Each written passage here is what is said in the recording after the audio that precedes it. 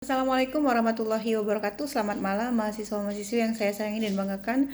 Ketemu lagi dengan saya Dr. Resmi Ramandasari Saragi SMH dengan mata kuliah Ilmu Hukum dan Peraturan Perundang-undangan. Ya, oke. Silakan dibuka bahan materinya tentang fungsi peraturan perundang-undangan, ya, yang telah saya share ke Komting. Jadi fungsi peraturan perundang-undangan dapat dibagi menjadi dua kelompok utama, yaitu yang pertama fungsi internal dan fungsi eksternal. Kita bahas mengenai fungsi internal dulu. Jadi adalah fungsi pengaturan perundang-undangan sebagai subsistem hukum atau hukum perundang-undangan terhadap sistem kaidah hukum pada umumnya secara internal. Jadi peraturan perundang-undangan menjalankan fungsi penciptaan hukum, fungsi pembaruan hukum, fungsi integrasi pluralisme hukum, fungsi kepastian hukum, ya, secara internal, ya. Jadi peraturan perundang-undangan menjalankan beberapa fungsi. Yang pertama fungsi penciptaan, fungsi pembaruan, kemudian fungsi integrasi pluralisme hukum, sistem hukum, ada fungsi kepastian hukum yang tadi saya jabarkan, ya. Jadi ada 4, ya.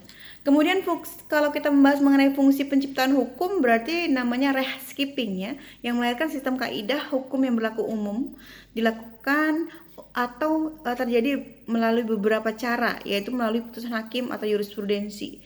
Jadi kebiasaan yang tumbuh sebagai praktek dalam hidup bermasyarakat atau negara, dan peraturan perundang-undangan sebagai keputusan tertulis pejabat atau lingkungan jabatan yang berwenang yang berlaku secara umum.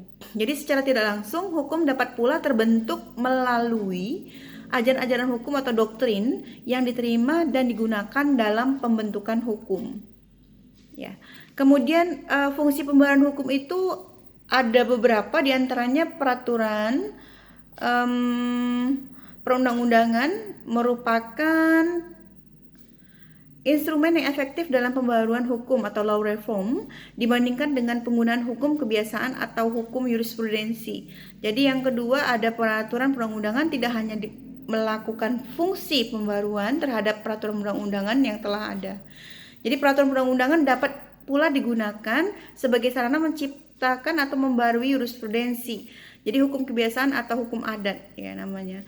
Lalu ada fungsi pembaruan terhadap peraturan perundang-undangan antara lain dalam rangka mengganti peraturan perundang-undangan dari masa pemerintahan Hindia Belanda, ya, dan hingga saat ini. Lalu fungsi integrasi pluralisme sistem hukum itu diantaranya ada beberapa, yaitu pada saat ini masih berlaku berbagai sistem hukum atau 4 macam sistem hukum yang ada di Indonesia, ya. Sistem hukum Eropa kontinental, ya, barat, ya, sistem hukum adat, sistem hukum agama, kemudian sistem hukum nasional, ya. Lalu ada pluralisme sistem hukum yang berlaku, ya. Hingga saat ini merupakan salah satu warisan kolonial yang harus ditaati kembali, ya. Jadi penjajahnya udah nggak ada, tapi kita masih menyayangi kitab undang-undang yang mereka buat. Wadah. Kemudian ada pembangunan sistem hukum nasional, ya, adalah dalam rangka mengintegrasikan berbagai sistem hukum tersebut sehingga tersusun dalam satu tatanan yang harmonis satu sama lain, ya.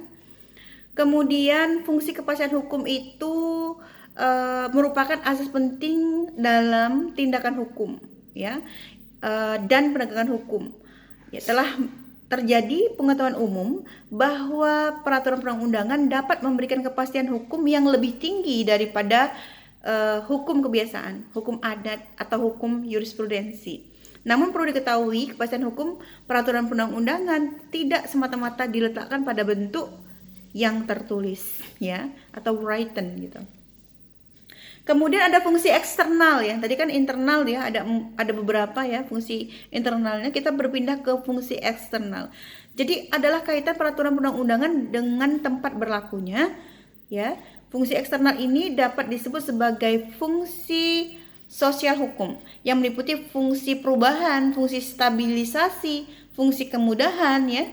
Dengan demikian, fungsi ini dapat juga berlaku pada hukum-hukum kebiasaan, hukum adat, dan hukum jurisprudensi. Jadi bagi Indonesia, fungsi sosial ini akan lebih diperankan oleh peraturan perundang-undangan karena sebagai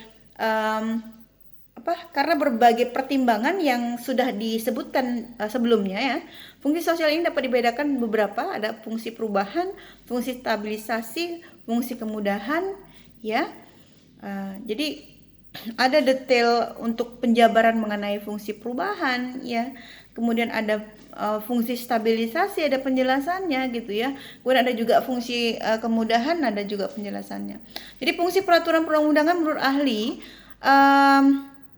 kita memakai Robert Baldwin ya dan Martin Cave yang mengemukakan bahwa peraturan perundang-undangan memiliki fungsi yang pertama mencegah monopoli atau ketimpangan kepemilikan sumber daya, yang kedua mengurangi dampak negatif dari suatu aktivitas di komunitas atau lingkungannya, kemudian membuka informasi bagi publik dan mendorong kesetaraan antara kelompok atau mendorong perubahan institusi atau affirmative action kepada kelompok marginal dan lain sebagainya ya untuk fungsi-fungsi peraturan undangan menurut ahli ya.